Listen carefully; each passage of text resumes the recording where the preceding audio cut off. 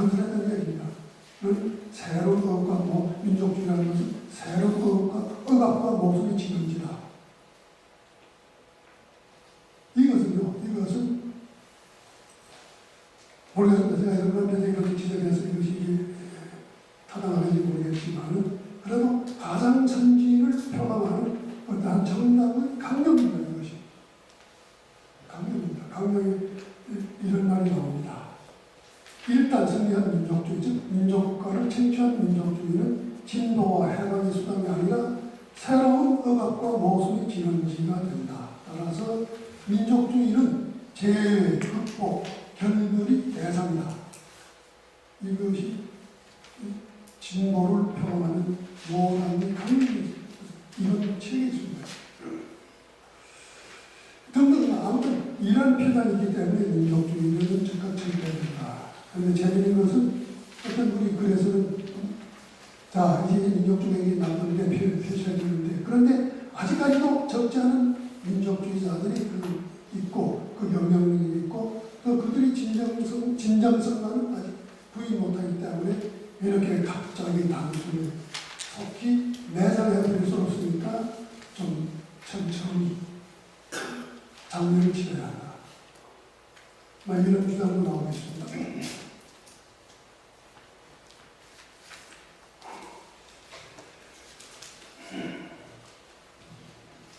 이런 민족주의 해체론이든 탈민족주의 논의는 많기 때문에 이런 예를 들지 않겠습니다.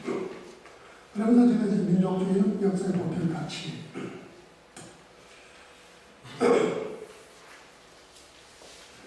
제가 이 말은 사실 민족주의는 아시아의 보편 가치다. 오늘 주제같이 출판 포럼에서 이런 내용을 이제 발표했습니다. 이야기하니까 저희 그 글을 너무 많은 코멘터리 분께서 제가 이제 그런 말 해가지고 교수님 이 글은 교수님이 직접 쓴 글입니까? 물어봅니다. 왜 그렇습니까? 이것이 내가 안 된다는 겁니다. 어떻게 민족주의가 이제 보편적 가치가 될 수 있는가? 그렇죠. 다들 지금 때려잡는 판에 왜 그 식자론이라든가 가치를 이렇게 들고 나오는 그게 이제 시사하면서도 여러 가지 얘기 있었는데만 이런 상당히 의아한 표현이죠. 그런데 재미있는 것은 현실적으로 제가 이것이 잘 이해 안 되는데요. 현실적으로 민족주의가 그렇죠. 남북한을 포함해서 한국사회 최강의 이데올로기, 한반도의 유일한 정치 이념, 대중의 정서가 깊이 부여받고 있는 이념, 이렇게 현실적으로 민족주의가 가장 아주 중요하고 절박하고 유일한 이념, 이렇게 다 공개하면서도 얘기를 하면서도 아이러니하게도 이런 중요성을 하면서도 그 기능에 관해서는 오해 내지 부정 하는 듯한 이웃을 생각합니다. 서로 그것이 설령 그것이 이렇게 중요하다고 절박하고 이렇다면 뭔가 거기에 어떤 가치가 온전되기 때문에 그런 것이 아니겠습니까? 우리는 그것을 한번 파봐야 되지 않겠나 그런 생각이 듭니다. 따라서 저는 이 민족주의는 신화가 아닌 역사의 보편가치라고 생각합니다. 역사성과 보편성, 역동성을 함께 지니고 있는 이 민족주의는 다른 어떤 주의들과는 달리 한시적인 시구나 흥행이 아니라 통시적인 역사적으로 통시적인 역사 과정에서 계속 축적된 역사와 생전이 보편가치라고 이렇게 나름대로 판단해 봅니다. 그러면 민족주의는 하나의 보편적 진보주의 이렇게 한번 지적해 봅니다. 민족주의는 진보사상과 이념의 편제 두루두루 일단 진보주의나 어떤 진보주의 이념이 하면 거기에는 틀림없이 민족주의가 섞여 있다. 편제. 보편적 진보주의는 국제주의와 상치되지 않고 국제주의와 조화를 이룬다는 그래서 이렇게 이야기하고 싶습니다. 진정한 민족주의자는 진정한 국제주의자다.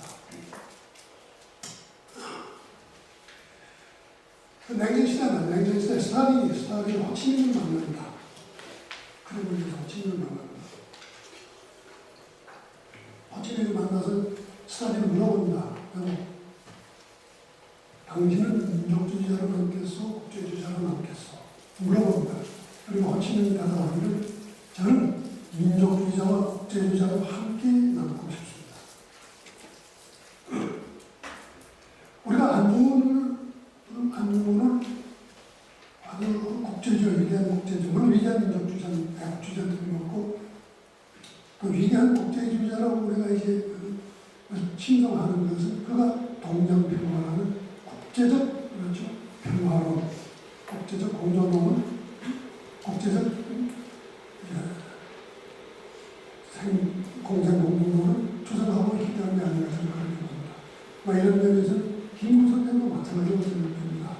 다시 김구 선생은 문화대왕과 수로 국제적 연대를 눈이 강조하신 것이죠. 그래서 진정한 민족주의자는 진정한 국제주의자, 또 진정한 국제주의자 되자면 진정한 민족주의자가 되라. 여러분한테 제가 감히 이렇게 이야기를 하면서 당신은 그러면 뭔가 저는 감히 확실히 말씀드립니다.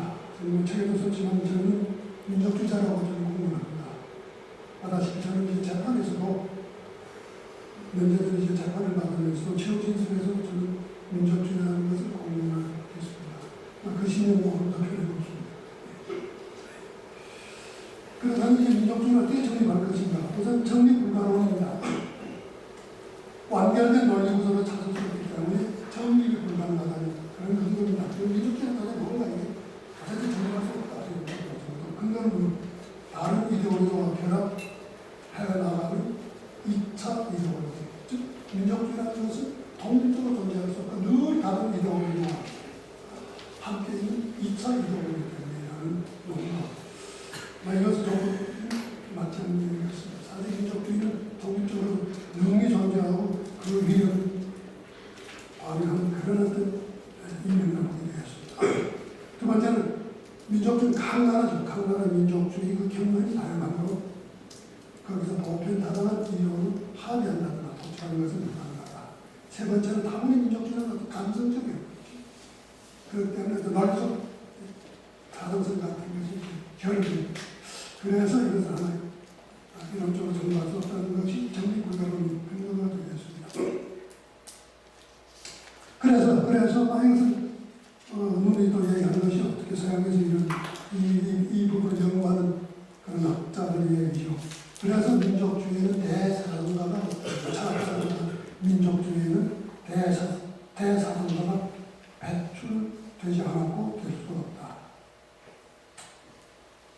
사실 유럽의 경우에요. 어제도 말씀드렸지만 물론 역사적으로까지 고찰할 때는 17세기까지 올라가서 어떻게 보면 그 전까지 올라갈 수 있을 것 같습니다만 그네들의 주장이라는 것은 민족주의라든가 민족이라는 것은 근세 즉 한 200년 전에 발생했기 때문에 민족주의 경전을 일천하고 당초부터 유럽의 경우에 보면 이 민족주의를 이데올로기와 정치화해가고 있습니다.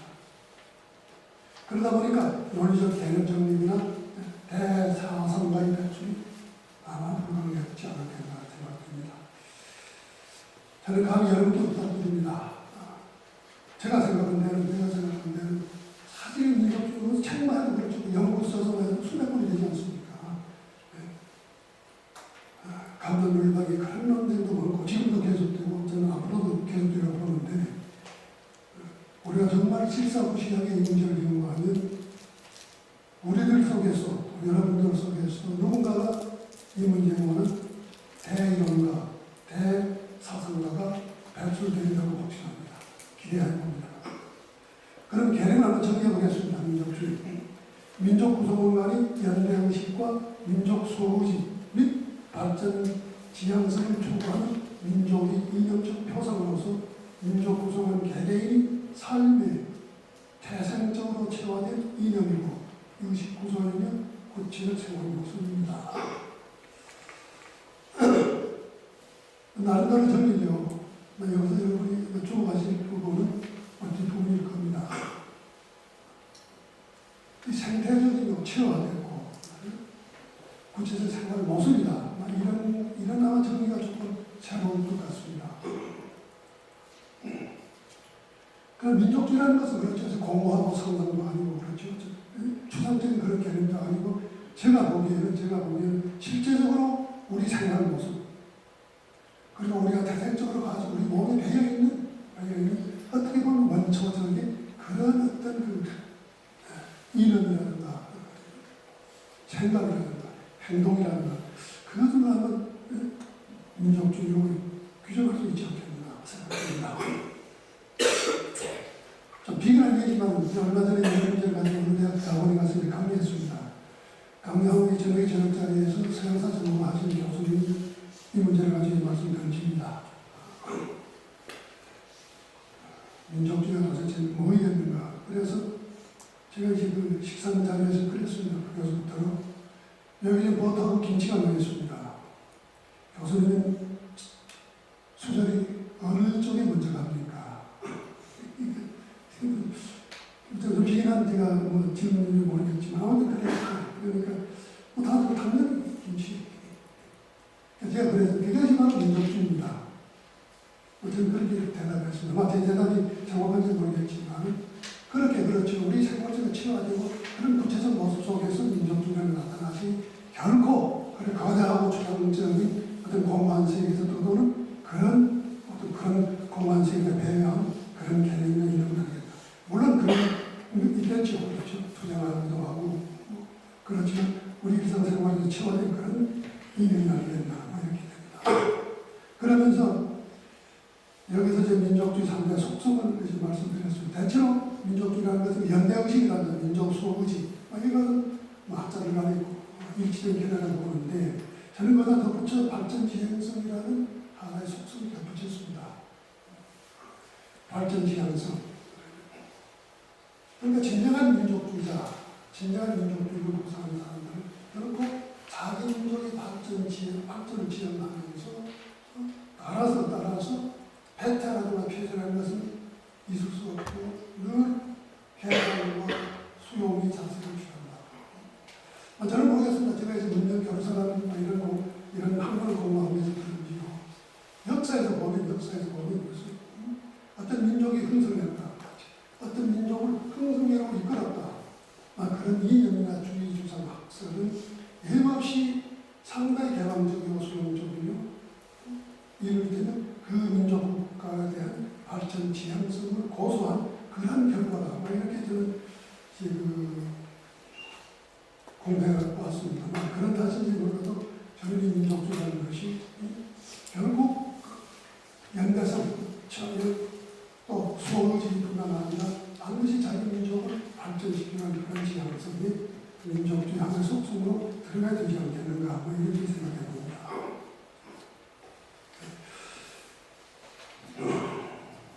그러면서 이번 존속성이라는 것을 얘기하는데 이거 민족이라는 것은 하나의 소속의 역사 과정에서의 하나의 변수라고 그렇습니다. 일정한 시기에 형성된다가 일정한 시기에 없어지는 변수라고 얘기하는데 이렇긴데 민족이 존재하는 한 민족주의는 태생적으로 생성되고 존속됩니다. 그래서 민족주의라는 것은 특히 자연스럽고 정상적인 일종의 사회현상. 그러면 앞으로는 어떻게 될 것인가 하는 전망 문제는 여행하기는 어렵지만 적어도 민족주의 문제에서는 약간한 전망을 해볼 수 있을 것 같습니다. 물론 지금 지구와 글로벌리즘 하면서 민족주의가 사라질 것이라는 주장이 많습니다.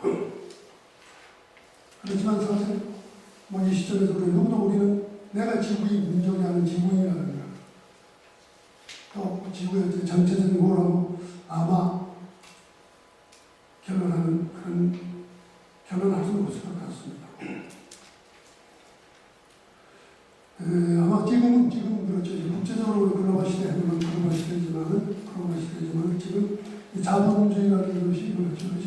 제가 보기에는 전반적인 자본주의 궤도를 벗어나서 우리가 최근에 하는 데들이 세계적인 금융위기를 맞고 지금 위협하기 시작하고 있지만은 지금은 투기적 금융 자본주의 시대로 이제 전환해 가는 이런 시대. 이런 시대의 전망은 어떻게 되냐? 아마 경쟁이라든가 모순이라든가 갈등, 특히 요즘도 이제 많이 논의되고 있지만 보수무역 같은 이런 장벽이 계속 높아질 거고 이렇게 되면 이런 여러 가지 민족적 갈등 분쟁들이 격화되면 격화되지 약화되지는 않지 않겠는가 하는 것이 제 생각입니다. 따라서 우리는 지금도 현실적으로 우리가 이제 목격하지만 세계 독서에서 일어나는 여러 가지 이런 민족 분쟁 문제 이런 것들을 예의주시해야 할 필요가 있다고 생각합니다. 그래서 마지막에 과제라고 했는데 과제라기보다 여러분께 당분간할까 제 생각 하나님 아무래도 이렇게 복잡하고 논란이 많은 문제에서 우리가 보편다는 이론을 한번 정리해야 되겠다 이런 생각을 했고 그 다음에 제가 보면 저는 그런 말이 이 대목에서 이 문제 대목에서 그런 말이 많이 있습니다.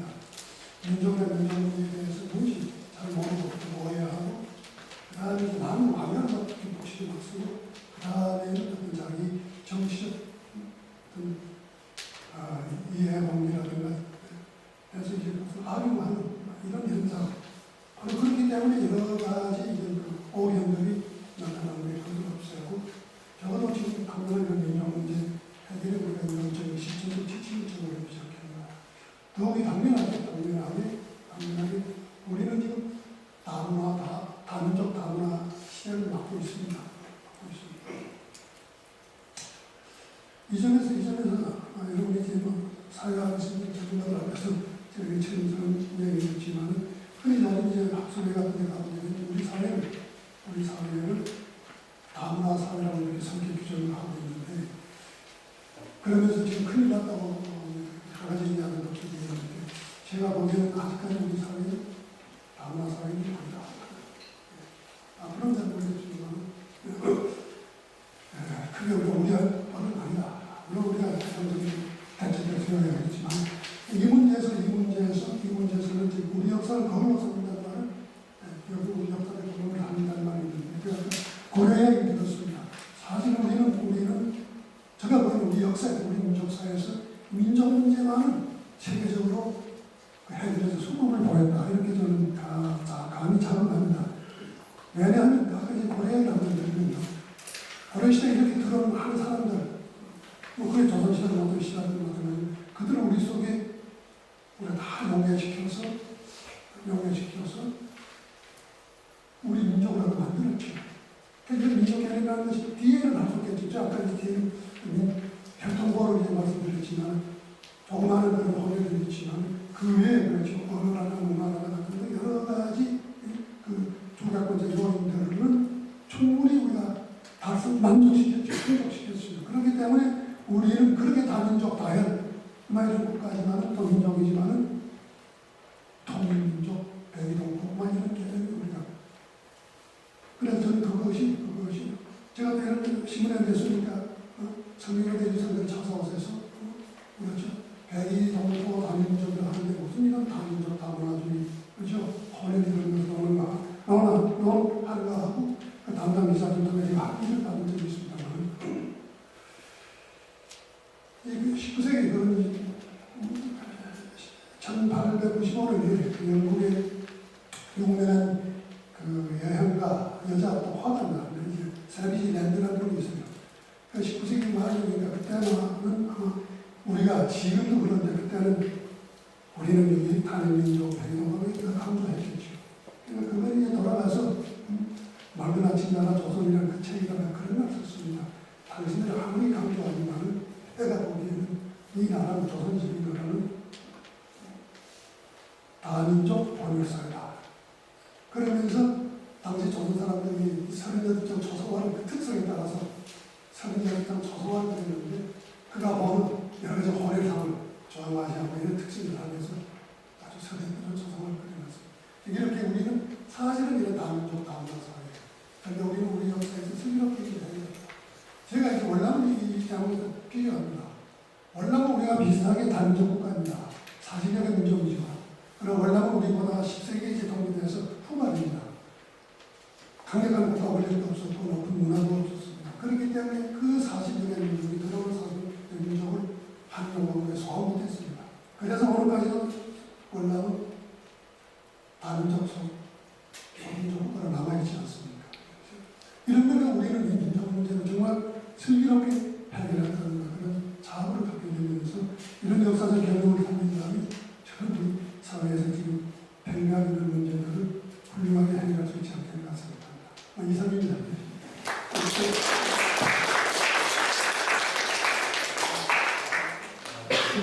재밌게 잘 듣는 것 같은데 자유롭게 또 질문하시거나 역평하실 게 있으시면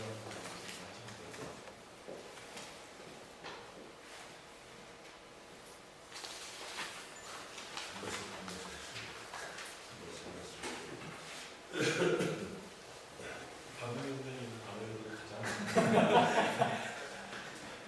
말씀 안 하시면서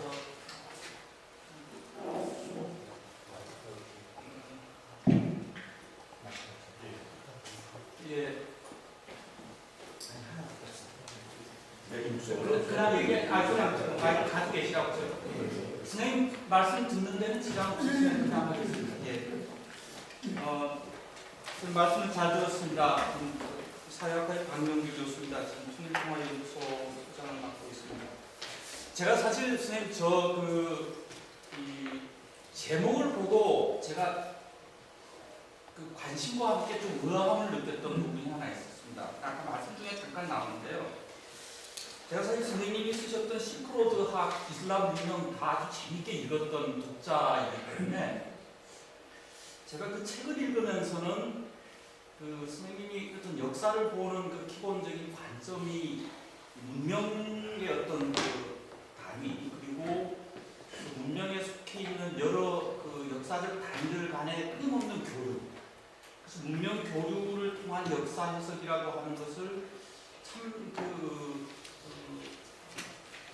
논리정연하게 보여주셨다고 저는 이제 생각을 하고 있었는데 오늘 이제 이 제목을 읽은 저는 조금 선생님 생각이 바뀌어지셨나 이런 생각을 솔직히 가졌습니다. 그래서 이제 제가 한 가지 여쭤보고 싶은 것은 선생님이 그 책들을 쓰시면서 이슬람 문명이나 또는 이런 실크로드가 갖는 그 문화, 문명사적 교류론으로 역사를 보던 관점으로부터 오늘 말씀하신 것처럼 일종의 민족과 민족주의라고 하는 것이 역사의 자연스럽고도 정상적인 현상으로 말씀하시는 이 부분이 선생님 개인적으로 민족주의자라 이 수준 말고 정말 역사의 어떤 성격을 보는 선생님의 그 관점이 좀 달라지신 것인지 아니면 그 양자가 어떻게 잘 연결이 되시는지 제가 그게 좀 궁금해서 하나 여쭤보고 싶고요. 또 하나 여쭤보고 싶은 것은 역시 제가 지금 서울대학교에서 통일통화연구소를 맡으면서 이제 북한 문제를 많이 관심을 갖는데 선생님 여전히 지금 남북한을 통합시키는 가장 강력한 요소로 이 민족이라고 하는 것이 앞으로도 계속 작동할 것이라고 보시는지 특히 그 부분을 북한이 가지고 있는 지금 민족에 대한 북한식 민족 해석 저는 상당히 생물학적인 부분이 강조되고 있는 약간 퇴행적인 현상을 보이고 있다고 생각을 하는데 그럼에도 불구하고 선생님이 말씀하시는 이런 관점에서 남북의 앞으로의 미래에 있어서 역시 이 민족이라는 것이 가장 중요하고 기능적인 역할을 할 것이다 이렇게 보시는지 저는 사실 그 부분에 있어서 조금 이 네이션과 내셔널리즘을 좀 갈라볼 필요가 있지 않나 이런 생각도 좀 하는데요. 그 부분에 대해서는 좀 의견을 듣고 싶습니다. 고맙습니다. 혹시 연관이 저는 있다고 생각했는데 어떨지 모르겠는데 참 선생님 말씀을 들으면서 굉장히 이해하기 어렵다 하는 생각을 하는데 지금 선생님께서 얘기하시는 이 민족주의의 3대 속성을 가지고 갖춘 민족주의를 구현하고 있는 정치체나 그런 것이 역사적으로나 또 지금 현대에 있어서 있으면 한번 좀 적시를 해주시면 좀 이해하는 데 도움이 될 것 같습니다. 그 상대 속성이 역사속에서 있었는 것 같습니다. 그 말씀. 아니 그걸 갖추고 있는 그 상대 속성을 구현하고 있는 그런 정치체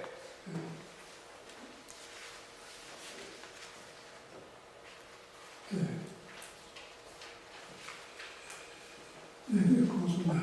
저는 첫 번째 질문입니다. 제가 이제 교사 시각과 민족주의 시각이 달라졌는가 아니면 좀 관계가 있는가 그 말씀인데 저는 아까 오늘까지 그런 말씀을 드렸습니다. 민족사를 연구하면서 제 사실이 민족연구 사회에서 전문가는 아닌데 왜 이제 민족 문제 이렇게 접근할 수밖에 없었는가 하는 것은 결혼하면서 결혼의 주체가 늘 있어야거든요. 주체가. 근데 그런 주체라는 것은 또 결혼하는 것은 이제 서로 이주 뭐가 달라야 결혼되는 건데 또 다른 문명, 이질적 문명을 만들어내는 주체가 과연 누굴까? 그런 여러 가지 주체들이 많겠죠. 모르겠지만 이질적인 특징적인 문명을 만들어내는 주체가 바로 민족이라는 거죠. 그러니까 민족이라는 것은 중국의 요소를 구현하고 있는 그런 하나의 실체이기 때문에 그들에 의해서만 이런 여러 가지 다양한 문명이 만들어진다. 그렇죠? 만들어지면 바로 제가 아까 이제 그래서 민족주의 속성상 세 번째 속성 같은 것을 그래서 제가 이제 생각한 건데 가지고 있는 게 상주하고 그런 문명을 가지고 있는데 거기만 그치지 않고 그것을 전파하고 또 다른 사람들도 수용하고 전파와 수용하고 수용해서 자기 어떤 민족을 공부화시키는 이런 어떤 뭔가를 가지고 연관적인 이런 관계를 가지고 있다.